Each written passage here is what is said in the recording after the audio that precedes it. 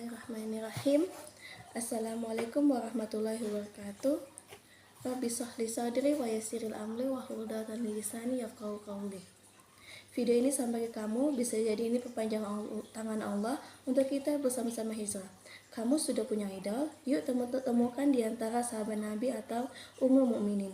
Aku, Ummu Syaidah Esa radhiyallahu anhu. Kamu? Baik teman-teman, aku mau tunjukkan aktivitas pagiku yang sudah aku lakukan. Tara, aku udah buat Jumat berkah untuk bocil ya, anak aku ya.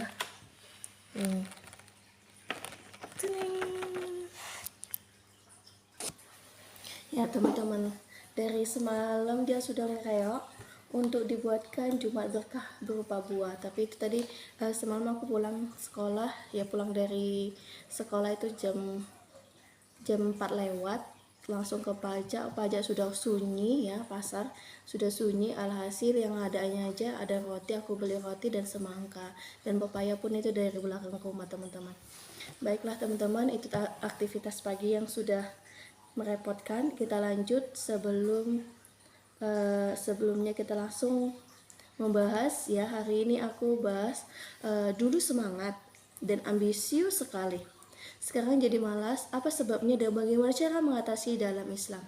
Baik teman-teman ya, itu judulnya, dulu semangat dan ambisius sekali, sekarang jadi malas, apa sebabnya dan bagaimana cara mengatasinya dalam Islam. Ini sudah aku rangkum dan sama-sama kita iktibar untuk diri aku sendiri dan untuk teman-teman semua. Baik, ketika kita mengalami penurunan semangat dan ambisius itu wajar teman-teman. Bahkan dalam Islam, kondisi yang dikenal sebagai futur adalah penyakit hati yang berupa melemahkan semangat sebelumnya giat beribadah atau beraktivitas. Dan ini bisa menimpa siapa saja teman-teman, bukan termasuk orang yang iman yang kuat. Kita tidak sadari hal ini teman-teman. Yang terpenting ketika kita sudah menyadari hal ini ya teman-teman, kita bertekad kembali ke tempat yang kita inginkan kemarin. Baik teman-teman, apa sih sebab-sebab kemalasan atau futur dalam kemalasan itu teman-teman? Jadi kalau misalnya ada ulama beberapa, Syekh Muhammad bin Syahya al-Utsmaimin menyebutkan faktor utama yang bisa menyebabkan munculnya rasa malas atau futur, diantaranya yang pertama faktor internal teman-teman, yaitu hilangnya keikhlasan, niat yang tidak murni hanya kepada Allah, ria atau ingin dipuji atau manusia, atau membuat semangat mudah pudar saat pujian atau dukungan tidak didapatkan teman-teman. Yang kedua, lemahnya ilmu syariah atau ilmu agama, kurangnya pemahaman tentang keutamaan suatu amal, pahala, dan ancaman meninggalkan kewajiban membuat motivasi berbuat baik itu melemah. Yang ketiga, lemahnya iman dan sering berbuat dosa. Ini mungkin ya teman-teman, mudah-mudahan kita sama-sama dijaga untuk ini. Ya memang kita selalu namanya berkehidupan itu pasti banyak dosanya teman-teman. Jadi kurangin ya kan teman-teman. Jadi dosa dan maksiat dapat menjadi penghalang antara hamba dengan Tuhannya, mengeraskan hati dan melemahkan semangat untuk taat kepada Allah. Yang keempat, terlalu cinta dunia dan melupakan akhirat.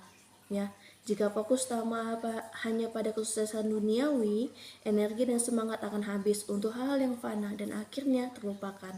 Yang terakhir, tidak memiliki tujuan yang jelas. Hidup tanpa tujuan spesifik yang terukur, baik dalam ibadah, belajar, dan bekerja, dapat menimbulkan kebingungan dan hilangnya arah.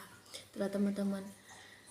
Jadi yang kedua, faktor eksternal, lingkungan dan teman yang buruk. Bergaul dengan orang-orang yang semangatnya lemah dalam kebajikan atau sering bermaksiat bisa menular dalam mempengaruhi motivasi kita. Yang kedua itu fitnah atau cobaan duniawi. Masalah dengan pasangan, anak, atau kesulitan hidup lainnya dapat mengganggu ketenangan batin dan mengurangi semangat. Jadi tadi itu adalah faktor-faktor ya yang bisa mempengaruhi ketika ambisius kita, semangat kita itu memudar. Kemudian cara mengatasi kemalasan atau futur menurut agama Islam apa aja sih? Yang pertama, perbaiki fondasi spiritual, perbarui niat, dan perkuat keikhlasan. Selalu ingat diri bahwa semua amal dan usaha kita bekerja, belajar, beribadah hanya ditujukan untuk mencari keridhaan Allah. Ikhlas adalah fondasi teman-teman. Yang kedua, tingkatkan ilmu agama. Pelajari kembali keutamaan amal yang kita tingkatkan, mengikuti kajian, membaca Al-Quran dan terjemahannya, serta merenungkan hadis dapat memperkuat iman dan memicu semangat baru. Yang ketiga, perbanyak istighfar dan tobat. Setelah bertobat dan memohon ampun atas dosa-dosanya yang mungkin menjadi penyebab kerasnya hati dan munculnya rasa malas, jauhi maksiat sekecil apapun. Masya Allah. Mudah-mudahan kita bisa menghindarkan maksiat yang sekecil, teman-teman. Pertama, scroll TikTok, lama-lama rajin drakor, astagfirullahaladzim. Itu kadang aku masih banyak istighfar di situ, teman-teman. Kadang scroll jatuhnya ke derajin drakor. Itu memang fitnah ataupun godaan terberat aku jujur aja, teman-teman. Astagfirullahaladzim. Yang keempat itu memperkuat hubungan dengan Al-Quran. Jadikan membaca, menghafal, dan memahami Al-Quran sebagai rutinitas harian. Al-Quran adalah sumber cahaya dan petunjuk kehidupan hati. Dan untuk menghidupkan hati, teman-teman, ya teman-teman, itulah perbaiki fondasi spiritual kita. Selanjutnya itu lakukan tindakan praktis. Apa sih?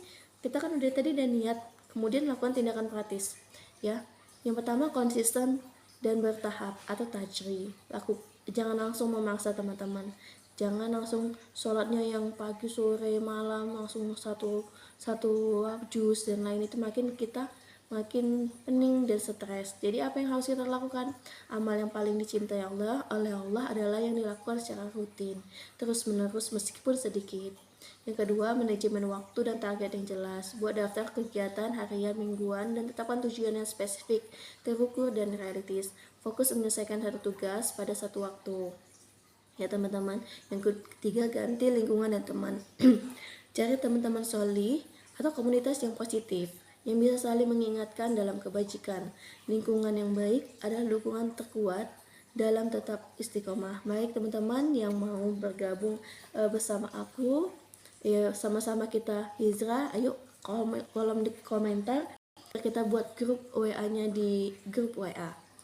Kemudian jaga kesehatan fisik, perhatikan asupan makanan, hindari berlebihan, jaga pola tidur yang cukup, teman-teman, dan luangkan waktu untuk olahraga. Tubuh yang bugar membantu jiwa lebih bersemangat. Yang ketiga, teman-teman, senjata terbaik seorang muslim adalah doa. Ya teman-teman, doa adalah senjata pamungkas dalam mengatasi. Rasulullah SAW bersabda, perlindungan dari sifat malas, bacalah doa ini secara rutin, yaitu Allahumma inni a'udzubika minal hamli wa hazani wa a'udzubika minal azli wa kasali wa a'udzubika minal zubhi wa bukli wa a'udzubika min ghalabatil daini wa qarir rizal. Artinya, ya Allah, sesungguhnya aku berlindung kepadamu dari kebingungan dan kesedihan. Aku berlindung kepadamu dari kelemahan dan kemalasan. Aku dari sifat pengecut dan kikir. Dan aku berlindung kepadamu dari lilitan utang dan penindasan orang lain. Mudah-mudahan kita bisa selalu terlindungi dari sifat kemalasan ini, teman-teman. Nanti ini aku akan buatkan jadi kata-kata hari ini, teman-teman. Ingatlah, setiap orang pasti mengalami pasang surut dalam setiap hidupnya. Masa futur adalah ujian keimanan dan perjuangan kita untuk kembali bersemangat dalam bagian dari ibadah. Baik teman-teman, di tanggal 3 Oktober 2023 ini saya akhiri dengan semangat dan upgrade diri lagi. Semoga menjadi pribadi yang tetap optimis, ya, dan semangat. Kamu guru, kamu sudah punya idol? Ayo sama-sama pilih idol kamu dari para ummul mukminin atau para sahabat Nabi. Dan jika kamu mencintai para ummul mukminin, mudah-mudahan Nabi Muhammad SAW akan memberikan syafaatnya di yaumil qiyamah nanti. Amin amin ya rabbal alamin. Baik teman-teman, ucapan saya yang baik-baik datangnya dari Subhanahu wa ta'ala, yang buruk datangnya dari kebodohan saya, dan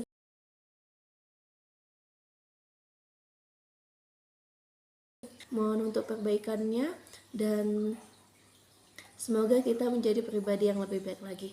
Akhirul kalam, assalamualaikum warahmatullahi wabarakatuh.